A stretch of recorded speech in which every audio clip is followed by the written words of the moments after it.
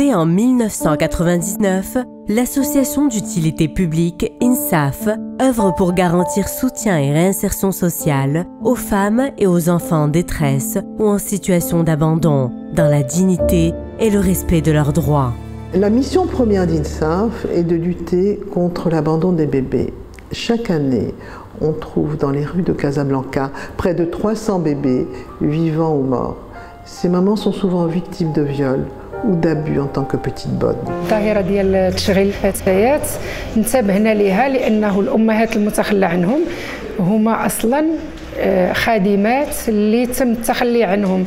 La précarité des familles, la forte demande de petites bonnes et la prolifération de réseaux d'intermédiaires dans les régions enclavées accentuent encore plus ce fléau. Aujourd'hui encore, des milliers de filles mineures sont exploitées dans le travail domestique. راه الناس راه كاين المسكين اللي ما عنده سميتو با ما عنده ما ولا ما عنده والو راه ضروري يصيفط البنيه الدار البيضاء ولا مراكش تخدم كتمشي البنت كتخدم وما كيدها فيها لا الوالدين راه بغاو غير الفلوس. الا وصلني شي واحد على الدريه نجيبها ليه ولكن الا كانت ديال الخدمه غير واحد العام فاش صيفطها. Ces petites filles arrivent très souvent sur le marché du travail domestique afin d'aider leur famille. Poussées par la précarité, elles rêvent d'un confort citadin et d'une meilleure qualité de vie. بغيت نقرا ولكن كنت نيت باغا نقرا هنا في السوق ولكن هما ما خلاوليش نقرا قال لي با ما عنديش المصاريف ديال السوق. مشيت خدمت ولكن ما كاين حتى شي حاجه من تما. هما كيقريو ولادهم وحنا كنخدموا عندهم كنكونوا حنا خدامين عندهم. بغيت كنشوف البنات كيمشيو يخدموا وانا بغيت نمشي حتى انا. كيجيبوا معاهم حوايج وداك الشيء ديال العيد ولكن انايا ما كيهمونيش الحوايج كيهموني نعاون عائلتي. كاين شي وحده دابا كيمشيو يخدموا شي وحده ما كيكونش عنده والديهم باش يقيدوهم يقراو وكاين شي وحده بعيده عليهم الاعداديه. هاد البنات ملي كنشغلوهم في هاد السن غير قانوني اولا كنجوجوهم في سن غير قانوني تنحرموهم من النمو ديالهم الطبيعي وتنحرموهم من الحقوق اللي كيمنحها العالم كله للطفوله واللي المغرب موقع عليها وتيتسائل عليها. La pauvreté, l'inexistence de structures de proximité et l'éloignement des institutions scolaires font qu'encore aujourd'hui, les petites filles sont les premières à abandonner les bancs de l'école et à sacrifier leur avenir pour subvenir à leur famille. من سنة 2000 وحنا كنشتغلوا على هذا الملف وبها أسسنا برنامج محاربة العمل ديال الطفلات الخادمات البيوت. بالنسبه للجمعيه ديال الانصاف او ديال المجتمع المدني هو كيقوت وكيقول وكا عباد الله راه خصنا نحدوا من هذه الظاهره هذه، راه ما خصنيش يكونوا عندنا الاطفال راه المكانه ديالهم هي البيت والاسره والمدرسه، هذا هو المكان الطبيعي ديال الطفل. INSAF accorde une grande importance au volet sensibilisation et à la mobilisation des familles et des communautés locales. فين خاصهم يكونوا؟ وبغينا الوالدين ديالهم يحنوا، راه كيما كان الحال البنت راه قصيره تسمى عارفاش دابا فين ما صيفطتها مسكينه كتصيفط هي ما عندها ما تقول. الاب هو اللي خاص يخدم ماشي الدريه الصغيره اللي خاصها تخدم، حيتاش البنت خاصها تقرا وما تجوزش على سن 16 سنه 17 سنه تترشد. تنخافوا عليهم تيوقع لهم اعتداء تيوقع لهم اغتصاب مع والدراري ولاد راه خايبين ما بقاوش البنات ما يمكنش نصيفطوهم. قلت لك داكشي الطرفيه نخاف على بنتي بزاف وليت خرجها من المدرسه مع بعيده على المدرسه ما قدرتش نصيفطها. ما خاصني حتى شي حاجه كلشي متوفر. كنت كنشوف المستقبل ولكن دابا لا.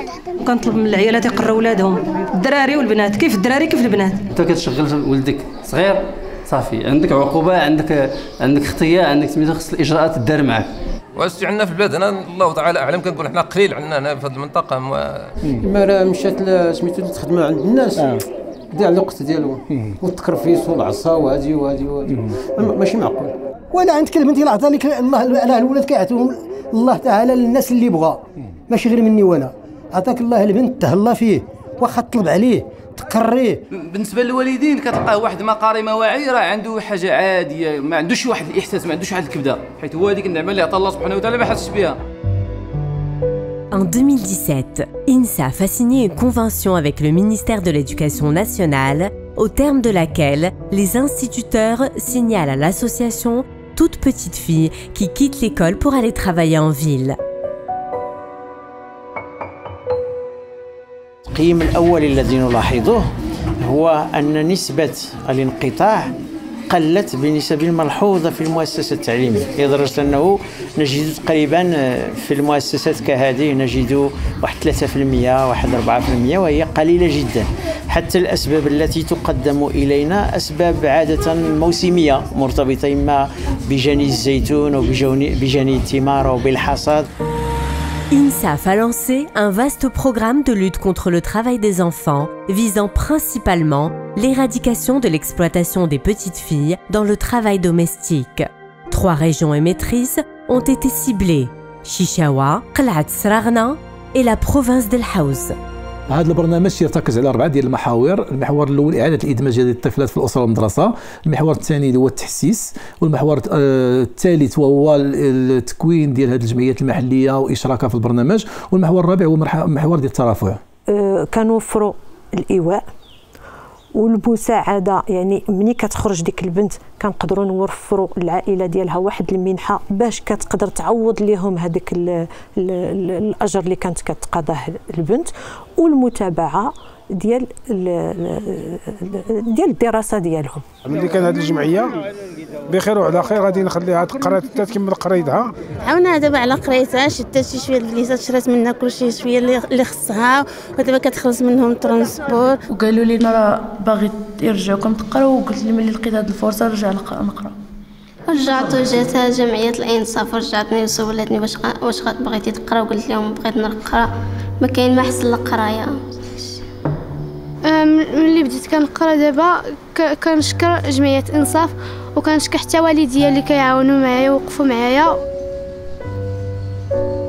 حنا الان استطعنا يعني كما نقولوا انقاذ 15 فتاه، والان حنا في صدد يعني اننا نحاولوا نبحثوا او نحصيو 70 طفله اخرى. على سبيل المثال منذ بدايه البرنامج الان 400 طفله اللي استطاع البرنامج على انه ينقذهم، وبين 2011 و2017 عندنا 14 البنت اللي حصلوا على البكالوريا، وهذه السنه عندنا ان شاء الله 10 ديال البنات اللي غيدوزوا البكالوريا، في يعني فيما مجموعه 164 حاله تيتكفل بها البرنامج حاليا.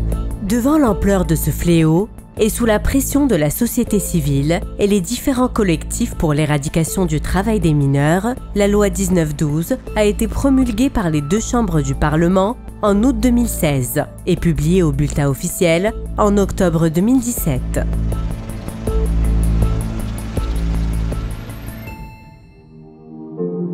INSAF est en mode plaidoyer permanent et n'hésite pas à se fixer des objectifs très ambitieux pour lesquels elle doit mobiliser d'importants moyens.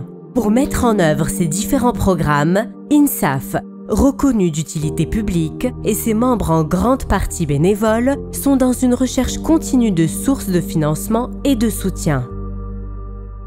Le Maroc, c'est un pays prioritaire pour la coopération espagnole. C'est dans ce contexte que s'encadre notre soutien à INSAF et son programme d'éradication du travail des petites bonnes au Maroc.